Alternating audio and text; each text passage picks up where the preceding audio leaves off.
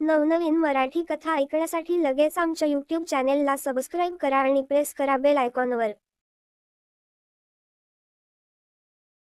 हाय, माझं नाव मालती। मी 53 वर्षाची आहे। आता तुम्ही म्हणाल 53 वर्षाच्या स्त्रीमध्ये कसली मजा, पण तस नाही बर।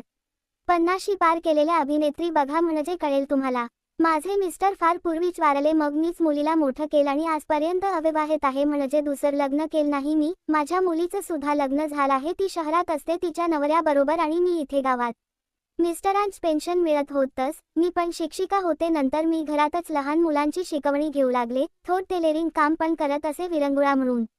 आमचं गाव तस लहान आहे, गावात बिल्डिंग पण आहेत, मी सुद्धा एका बिल्डिंग मध्ये तळ मजल्यावर राहते। आमची बिल्डिंग गावच्या फार कोपऱ्यात आहे, ती पण एक मेजली आहे। खालच्या मजल्यावर 4 फ्लॅट आणि वरच्या मजल्यावर 4 फ्लॅट आहेत, मी खालच्या फ्लॅट मध्ये राहते। माझे 2 फ्लॅट मिळून एक फ्लॅट आहे भाला मोठा। माझ्या बाजूच्या फ्लॅटमध्ये कोणी नाही हो, पण त्याची किल्ली मात्र माझ्याकडे दिली होती। झालंच की तिथे जे वयस्कर आजी आजोबा होते ते आता त्यांच्या मुलींकडे राहायला गेले, त्यामुळे ते किल्ली देऊन गेले की तू लक्ष दे म्हणून। तस तर त्यांच्या फ्लॅटमध्ये काहीच नव्हत, रिकामा होता तो, पण एक फॅन, लाईट पाणी मात्र चालू होते। त्याचे बिल मीच भरत असे, मग ते मला मनी ऑर्डरने पाठवत असत। त्याच्या बाजूला जो फ्लॅट होता त्यात पण वयस्कर आजी आजोबा होते, माझा चांगलाच घरोबा होता। वरच्या मजल्यावर 2 फ्लॅटमध्ये काही बॅचलर मुली होत्या, त्यामुळे ॲग्रिकल्चर शिकण्यासाठी आल्या होत्या। बाकी एक फ्लॅट बिल्डरचा होता, कधीतरी पार्टी करायचा यायचे अगदी कधीतरी। आणि दुसरा फ्लॅट होता त्यात नवरा बायको होते, ते तर नेहमी बाहेरच असतं कामानिमित्त।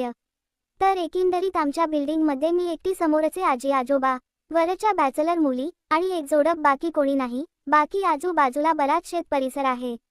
असो, तर आता आपण पुढे जाऊ। आमच्या गावात एक माणूस आहे, अगदी भिकारी सारखा राहतो, डोक्यावर परिणाम झाला आहे, आहो वेडाच म्हणा की, नेहमी उघडा नागडा फिरत असतो। पण गावची लोक त्याला सांभाळून घेतात, लोक त्याला मुक्या नावाने हाक मारतात। त्याला मी शर्ट पॅन्टमध्ये कधीच बघितला नाही, सदानकदा कमरेला एक फडक गुंडाळून फिरत असतो। गावात फिरून प्लास्टिकच्या बाटल्या किंवा काहीतरी कचरा घेऊन जात असतो सारखा, पण एक मात्र आहे की त्याने कधी कोणाला त्रास दिला नाही। तो दिसायला फारच घाणेरडा होता, लांब दाढी, लांब केस, अगदी गलिच्छ होता तो। एकदा असं झालं, दुपारची वेळ होती, ती 2-2:30 वाजले असतील। मी आत किचन मध्ये काम करत होते, तर मला काहीतरी कुजबूज ऐकू आली म्हणून मी खिडकीतून बघितलं, तर झालं असं होत की मुक्या झुडपाच्या इथे उभा होता आणि चक्क नागडा होता, एकट्यात माने आजींच्या घराच्या दिशेने बघत होता। तेवढ्यात माने आजोबा बाहेर आले, म्हणून मी लगबगीने बाथरूम मध्ये गेली आणि काचेच्या खिडकीतून बघू लागली। तर आजी काहीतरी बोलत होत्या। आजींचे मिस्टर आले, माने आजोबा, ते लगबगीने मुक्याकडे गेले, काहीतरी बोलू लागले। त्यांनी पडलेलं फडक उचलून मुक्याच्या कमरेला गुंडळले, म्हणाले, अरे मुक्या, अस नाही करू, बाई माणस असतात ना, ठीक आहे, काही काळजी करू नको, हे घे आणि खा शांतपणे, त्याच्या हातात जेवण देईल। मी बाथरूमच्या खिडकीतून हा सर्व प्रकार बघत होते। नागडा मुक्या माझ्या समोर उभा होता, त्याची पहिली नजर माझ्याकडे गेली जेव्हा मी किचनच्या खिडकीतून बघत होती। आता मी कशी बघणार ते म्हणून मी बाथरूम मध्ये गेली आणि बाथरूम व्हेंटिलेटरच्या खिडकीतून बघू लागली। मुक्या नागडा, त्याच लटकत असलेले ते भलमोठं मला दिसल। मला याची कल्पनाही नव्हती की आजच काही तर भलमोठं बघायला मिळेल। चांगलंच जाडजूड आणि लांब होते।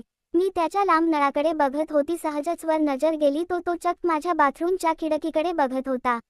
कदाचित मी त्याला दिसत असावी असे मला वाटले। असो, पण आता मी त्याचा लांब नळ बघत होते, मी त्याच्याकडे बघत होते आणि तोही माझ्याकडे बघत होता। थोड्या वेळाने माझ्या लक्षात आलं की बाथरूमचा लाईट चुकून चालूच होता। पावसाळ्याचे दिवस असल्यामुळे आमच्या परिसरात थोडा अंधार होता आणि त्यामुळे मी बाथरूमचा लाईट चालू ठेवला होता। पण मला माहीत होत की मी त्याला दिसत आहे। आम्ही दोघेही बघत होतो एकमेकांकडे। तो आता जमिनीवर बसला आमच्या दिशेने आणि जेवू लागला, पण त्याचा तो भाला मोठा नळ मात्र मला दिसत होता। मीही अगदी टक लावून त्याच्याकडे बघत होते आणि तो जी जेवता जेवता माझ्याकडे बघत होता। थोड्याच वेळात तो निघून गेला।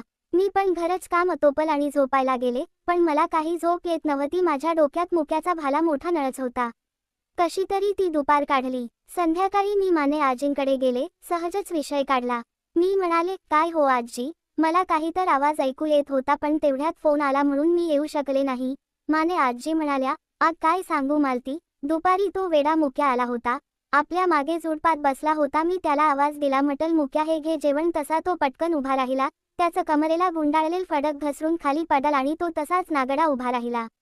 तसा तो काही वाईट नाही। मग आमचे हे आले आणि त्यात फडक पुन्हा लपेटल आजी पुढे म्हणाल्या, बर झाल हो तू नव्हती, नाही तर तू अगदी घाबरली असती त्याला नागडा बघून. मग आमच्यात थोड्या गप्पा झाल्या आणि मी घरी आले. पण का कोणास ठाऊक माझ्या नजरेतून ते मदयच नागड शरीर, त्याचा तो भाला मोठा नळ जातच नव्हता. असेच काही दिवस गेले. मी सुद्धा उत्सुकतेने मुक्याची वाट बघू लागले. आला तो एकदा दोनदा, मला पुन्हा त्याचं शरीर बघायला मिळालं. असो, पण आता मदया काही माझ्या डोक्यातून जात नव्हता. थोड्याच दिवसात जवळच राहणाऱ्या शलाका वहिनी आल्या. दुपारी म्हणाल्या, मालती ग, मला तुझी थोडी मदत हवी. मी म्हणाले, काय हो? शलाका वहिनी म्हणाल्या, आज संध्याकाळी 5 वाजता तू येशील का? मला काही सामान आणायचं आहे गावातून. मी म्हणाले, हो येईन की. शलाका वहिनी म्हणाल्या, आभारी आहे. मी म्हटल, आहो शलाका वहिनी, आभार कसले त्यात? शलाका वहिनी म्हणाल्या, आपण भेटू मग सांगीन नंतर. त्या संध्याकाळी आम्ही भेटलो. भाजी मंडईत जायला निघालो.